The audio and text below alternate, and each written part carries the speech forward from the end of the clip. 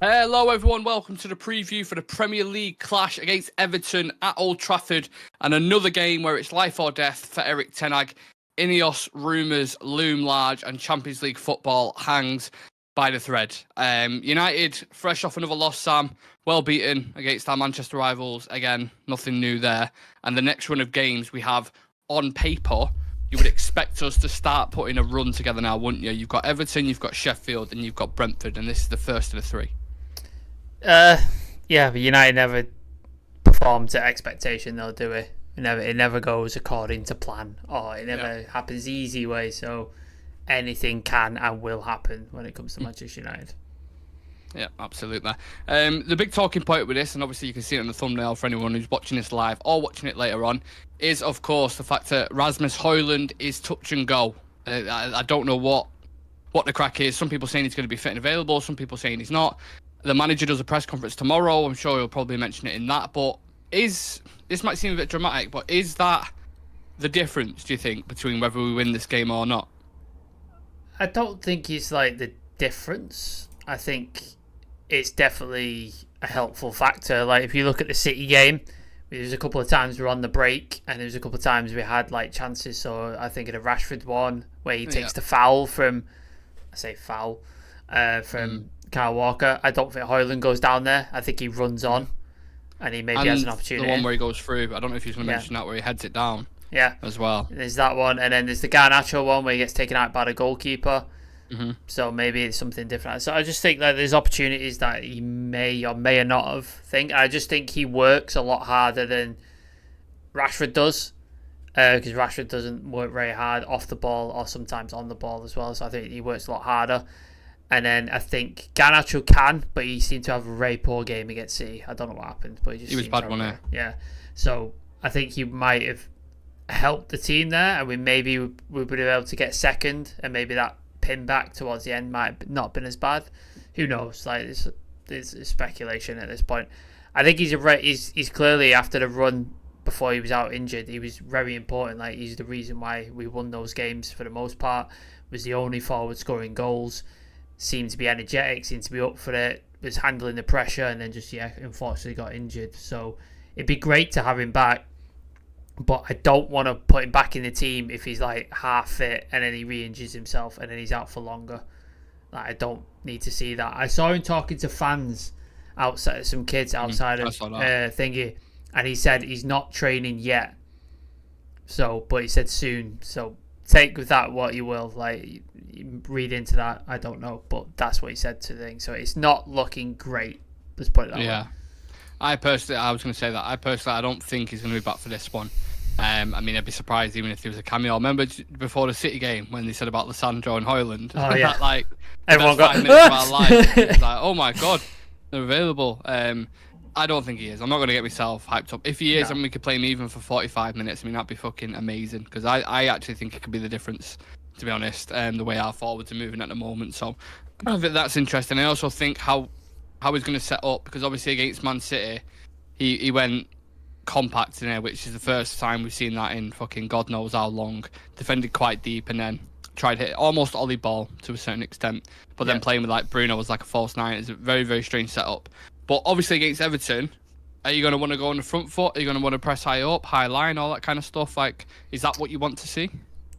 I mean, he's got two choices, hasn't he? He plays the way that he has been playing pre-City game, where going forward we look all right, but as soon as we do go forward and we commit 5 men behind the ball, the counter's on, and there's just that massive gap in between the midfield and defence, and they're just on, and it doesn't matter who it is. Fulham did it, fucking Luton did it, Villa have done it, like everybody does it to us. And just Wolves, for example, they just kill us on the counter and we're just wide open. So we either play that way, or we sit in like we did against City and play the counter and hopefully take our opportunities. That's the sort of two ways he seems to be doing it. I'm just hoping beyond hope at some point. Like, do you remember the first half against Wolves? How good that was. How controlled, professional.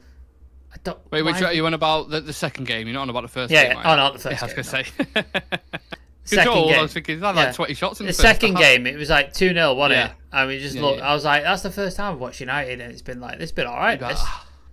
Oh, thank Like, God. I would love to see 90 minutes of that. I'd love to see 90 minutes. Professional, 2-0 win, nice and easy. Yeah. I'd love to see that, but I don't know if I'm going to see that this season, to be honest. I think it's going to be just like the Luton game. It's going to be just like the Fulham game.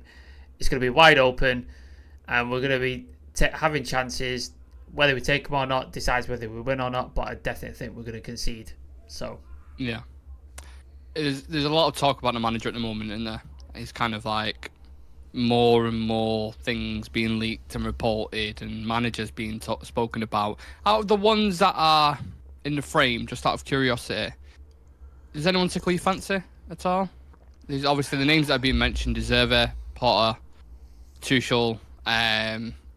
You've got fucking loads of others, but my memory's not working at the minute. But you know what I'm saying? There's quite a few managers that are linked, aren't there? Nagelsmann, another one. Yeah, it depends on there's my personal opinion, and then there's like how Ineos are thinking, because we've been down the road of experienced title-winning managers or trophy-winning managers, Jose, Louis van Gaal. We've done that route, so does that rule Thomas Tuchel out? I don't know, maybe. So on Tuchel, but just before you expand on your point, do you rate him? I think his trophies speak for himself, don't they? Like he's won trophies and he's worked for big clubs. I think he's temperamental. I think he kicks off and he seems to fall out with everyone that he seems to go work for. So doesn't bode well. It's like, United players, do you want that? Like, do you want that happening? So that's a tricky thing. Do you then go like with the profile that we did do with Ten Hag, of the young up and coming exciting manager? So then you're looking at like De Zerbi and you're looking at Nagelsmann. So, but then there's pluses and minuses. Then Nagelsmann, I like his football. I think he played really good football at Leipzig. He played really good football at Bayern. I think it was a little unfair the way they got rid of him. I think he deserved. But it must be a German thing, because even he was falling out with certain players at Bayern as well. I think Bayern's a weird entity in itself. I think it's they are strange at the moment. It's in its own world of its own. But I think he plays exciting football. I like his style. But the problem is he's got the Euros, so he's not going to be in until August. And it's like, does that fuck up the whole pre-season thing for United? You know what I mean? And we're already on the back foot. So it's like that. De Zerbi, very exciting guy. Love his football. Hasn't managed at a top level. Like he's been at Sassuolo, he's been at is it Shakhtar? Yeah. And now Brighton. Done well, but like he hasn't been tested at the top level. And this is again like Ten Hag. And if you look at the two CVs, if you look at the CV of Ten Hag and look at CV of De Zerbi, Ten Hag is the better manager on paper, isn't he? On paper, trophies, Champions League semi-finals, etc. And then also you got to think as well with the players we have who were complaining about being run too hard, being trained too hard, and running all this sort of stuff. Have you heard what De Zerbi does to the players? Like his fucking level of intensity and detail and drilling things over and over and over again. Boateng play under him at Sassuolo, didn't he? On Rio's channel, I think, when he was talking about like Lewis madness. Dunk did an interview for TNT, and he said, "I know what I'm supposed to be doing on every area of the pitch. I could receive the ball anywhere because we drill continuously in training, so I know exactly what to do." Can you imagine Rashford and Sancho and players like that being like, there'd be a fucking riot. Like, it ain't gonna happen. Like, they're gonna fall out. But then you gotta hope with this new structure we've got above them, like he'll come in and be like, right, this guy ain't working. This guy's not working hard enough. And the structure goes, we believe in the manager, get him out. Whereas in previous regimes, they'd be like, well, we'll get rid of the manager because these players are valuable, so we'll get rid of the managers. You'd hope it'd be the other way around, because they do it for Pep, do it for Klopp, etc. You'd hope they back him. So I like the Nagelsmann and De Zerbi are the ones that jump out to me personally, but it depends what Ineos are thinking, really, doesn't it? I mean, we've not even spoken about your favourite yet. In Mr. Southgate. Get to absolute. The only Premier League experience he has is getting Middlesbrough relegated. Yeah. Fuck Southgate off. The wheel. I think pragmatic managers like that and the style that they play, which is why I've pushed it so much with international football, it does work to a certain extent. And most tournament. It works in a tournament. Yeah, but with a Premier League club, you're playing 60 games a season. I can't see it, man. I really, really can't see it. I think the links are there because of because of Dan Ashworth obviously working at the FA and stuff. So I don't know who they're gonna. No one really stands out in particular to me. Who I'm like, yeah, Get rid of him and go get him. None of him. There's not one that I'm like desperately. De Zerbi I'm a fan of, but again, like you mentioned with the no trophies, his style I really like, but can he take that next step up? They thought it with Potter. Potter went to Brighton. I know there was a Potter went to Chelsea. Sorry, a different setup, kind of above him. But I find it hard that they're going to be able to command respect when you've won no trophies at all, and we've seen that before. So I'm not sure, to be honest with you. There's no one jumping out. If De Zerbi or Nagelsmann came in, you'd have to make sure that clear out in the summer happens. That you get rid of these players who are chucking the towel in or not wanting to work hard. You'd have to make sure that happens. And then start Don't just get rid of one in it. Don't just get rid of the manager. No. And you'd have to start afresh and be like, okay, the style De Zerbi's going to play, we're going to go and recruit players who fit that style, and integrate them, and then check their attitude, check their background, what they like, injuries, blah, blah, blah, and make sure you do a full scouting thing rather than just go Jadon Sancho or Aaron Wan-Bissaka, and just the most obvious buys in the world. You got to hope that's what changes, but we'll see. I think all these interviews very telling, wasn't it, on the manager and on the dressing room and players leaking shit and not wanting the captaincy and all this kind of stuff. That revealed stuff we already knew, but having a manager confirm it as well, you're like, there's still some bad eggs in there now, in my opinion. Didn't even have the balls to fucking say it themselves either. They've like got coaches. It's like, if you don't want to do it, at least fucking man enough to like go into the manager. Like, it's fucking disgusting that. Now, one manager we're obviously not going to get a Man United. I mean, it would be the biggest shock you've ever seen on the planet in Sean Dyche coming to Manchester United. He's been grinding. I think that is the perfect word with Everton. Like, they have had, points deducted, points thrown back on, left, right, centre, fighting relegation, scrap. There, I would describe Everton as like, when you're trying to push the door open, the carpet's stuck behind it. They've just been pushing against this door for about 3 years now. Trying to stay up in the Premier League. 1 win in the last 10, Sam. 5 draws in that time, which is fucking mental. But the one thing interesting about him is their XG. They're underperforming their XG. Like, they're creating a lot of chances, they're just not finishing them. Dominic Calvert-Lewin is having a stinker at the minute. I was speaking to Alex about this before. He was supposed to be on, but he's not well at the minute. So get well soon, Alex. But he's an Everton fan. He was telling me, DCL's just been shocking, absolutely shocking recently. I don't personally believe the results that they're showing at the minute reflects where they are. Like, I've watched them as a side before. They're decent. They can cause problems. They're very organised. But crosses into the box. What's your thoughts on Everton at this moment in time? Not necessarily just coming up against us, but just any overarching thoughts. Well, if they without the points deduction, they'd be mid-table, wouldn't they? On near enough mid-table. I think so. Yeah, I think they've just gone from 10 to 6 points, haven't they? So they've gone a little bit up the table. I don't know whereabouts at the minute, but say they didn't have the points deduction at all, they'd be like mid-table, which that's quite impressive, especially with the state of Everton you've seen over the last couple of years. Like, they've just been relegation candidates year after year after year. So I think Sean Dyche has definitely stabilised them. He's worked out the players that work hard for the team and give a shit. So he plays like Tarkowski, very important for them. Dwight McNeil, and then they've got quality in like Branthwaite and Onana. Like, they've some really good players. And then James Garner's doing really, really fucking well at Everton. I'm glad to see that, man. Like, it's a shame he didn't work at United, but it's good to see him that it's working out for him. So they've got some half decent players, and you'd think like they're probably going to lose Onana and Branthwaite in the summer. Maybe not both of them. I'm going to ask you about that. Yeah. To be fair. So they might lose them in the summer, and then hopefully that would free them up, because I know they're under a bit of financial constraints at the minute. That might free them up to go get some players who will keep them in the league next season. But yeah, he's done great. He's done great, like Sean Dyche. I think he's done really, really well. They seem to be able to. They have this belief that they seem to be able to fight to the very end and get winners in the last minute or score last minute equalisers and stuff. So all credit to him. Like, he's got the team playing. Like, you saw him under Frank Lampard. It was just fucking misery, wasn't it? Like, it was just awful. Like, really, really bad. So yeah, it's good to see. And then off the pitch, they just seem to be a bit of a mess, doesn't it? The new partner, 7-7, are in. They've got 3 billion in debt somewhere. Like, it's just a fucking mess. Stadiums are finished. It's just, there's a lot of shit going off. I don't envy Everton fans at the minute. They've had it a bit tough. Yeah, I actually like Everton. I don't know why. I think I've always said this. They'd be like my second team if they I don't mind them. So I don't want to. Don't mind. You don't. Oh, no, I'm saying I don't mind Everton. Like, I don't have anything against him. So I'm a fan, and at least with him, like one of the from a United fan's perspective, one of the things we've moaned about this season is the style of play. Like we can't see what the coach is trying to put on the pitch, and regardless of whatever you say about Sean Dyche, you know exactly what you are going to get with that team, exactly. And when you're talking about set pieces, physical duels, and everything else that we're bad at, Everton are actually really, really good at. Organisation, set piece, you know, winning duels in the middle of the park. So I think that is an element that we're going to struggle with.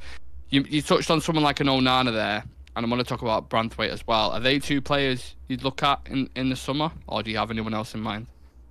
No, I like Branthwaite. He seems to be this up and coming talent we've identified.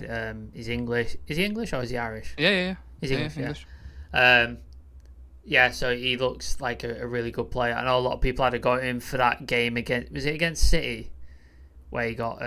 Yeah, there was a couple of things, but I think what do you want against the best team in the world? Like, do you know what I mean? Like, it's what it is. Onana is a very, very exciting player. I like him a lot. Like, strong, physical. Has got a good pass on him. Seems to be reliable. Like, doesn't seem to get injured too much. I like him a lot. I think he'd be a great addition to our midfield. Like, bolster it up. Like, if we would have got him instead of like Amrabat, I think we'd be cooking right now. I think he'd be like excellent. But yeah, I've not seen many links for a while on the Onana thing, but there seems to be constant links with Branthwaite. So it'd be interesting. It'd be interesting to see what happens in the summer with them two. But yeah, I like both of them a lot. So if either of them came to United, I'm happy with that. It's his stature as well, Onana in the midfield. Like we do lack a bit of physicality, don't we, and a bit of pace as well.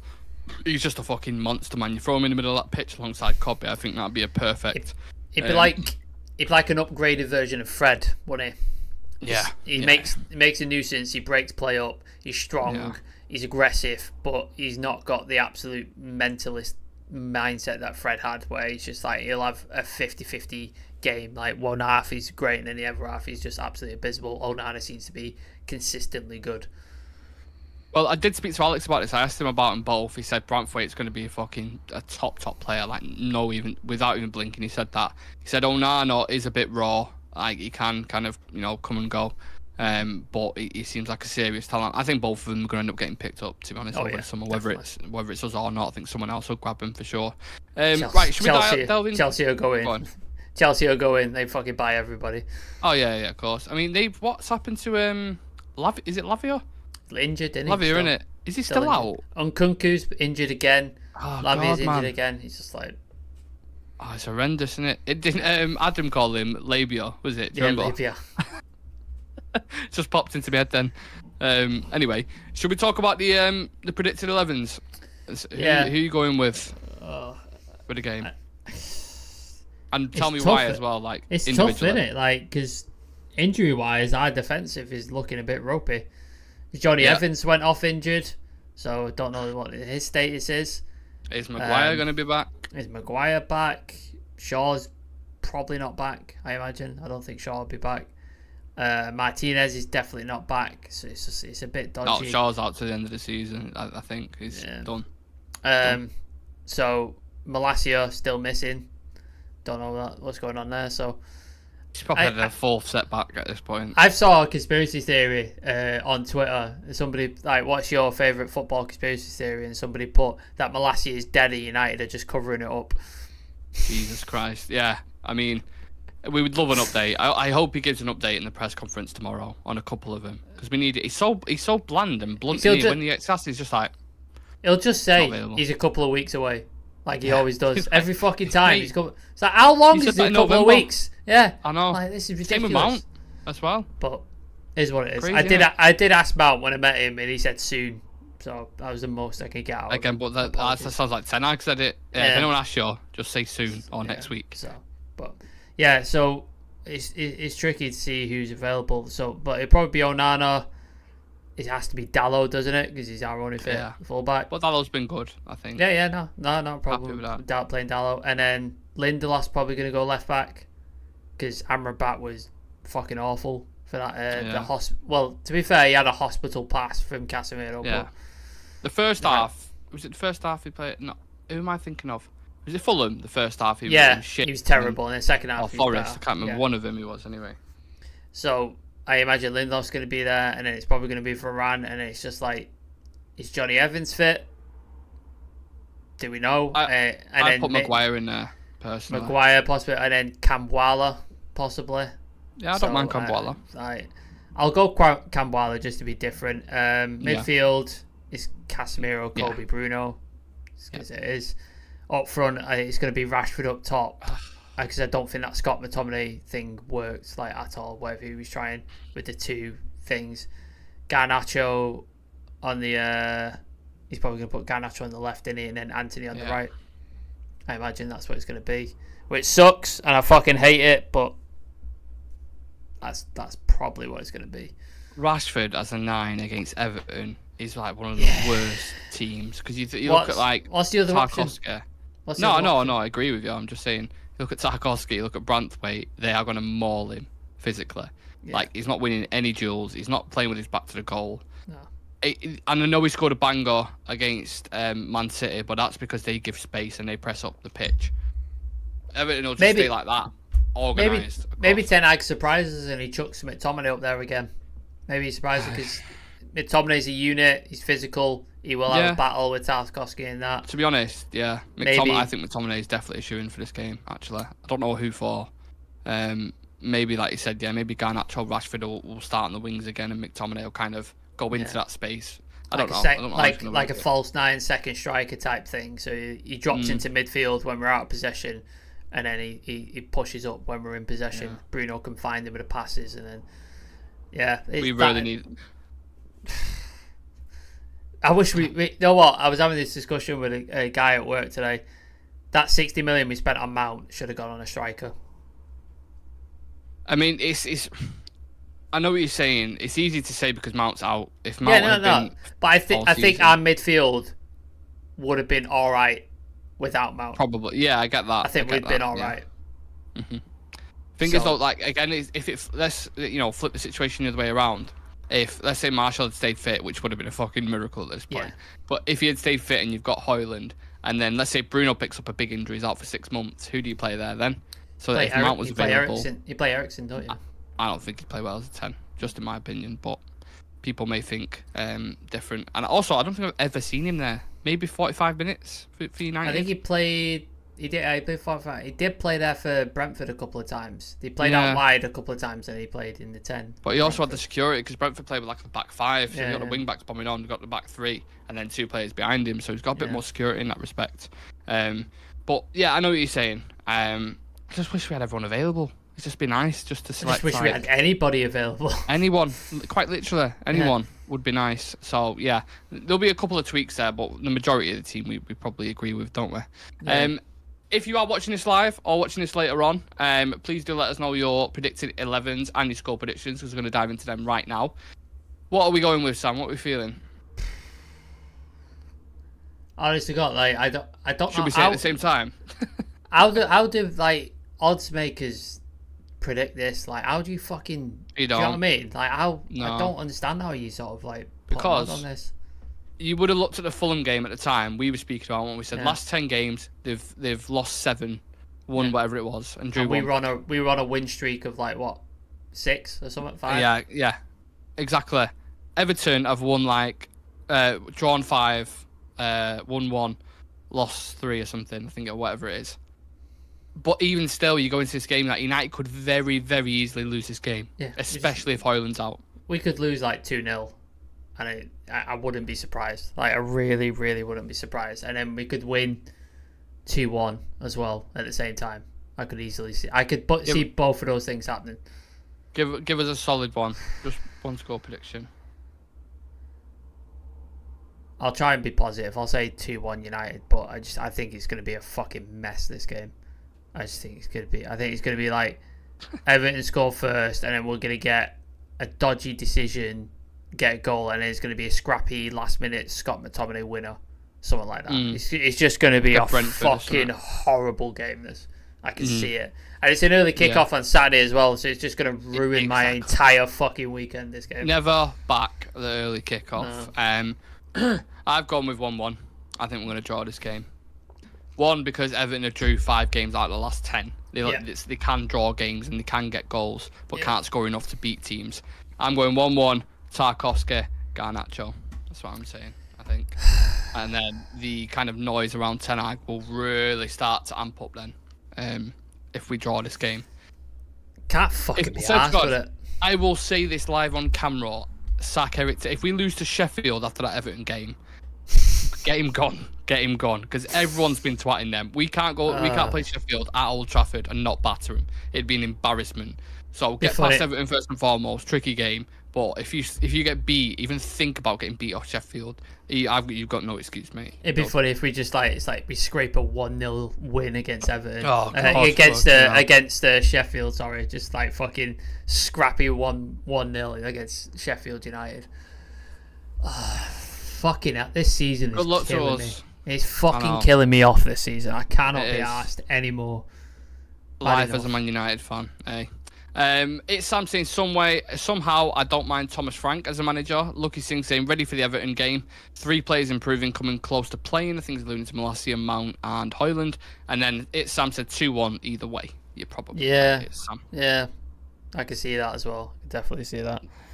Yeah, it's Sam is saying it's scrappy against Sheffield. Oh, fuck off, Sam, mate. Fuck off. Can't be. He's no good. He's no good for me. Anyway.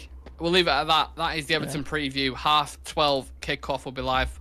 We'll be live pre-match and post-match, as always. So make sure you come and get your thoughts and feelings in there. And of course, we'll be live tomorrow as well. So make sure you tune in for a live news show Friday night, couple of beers, all that kind of jazz.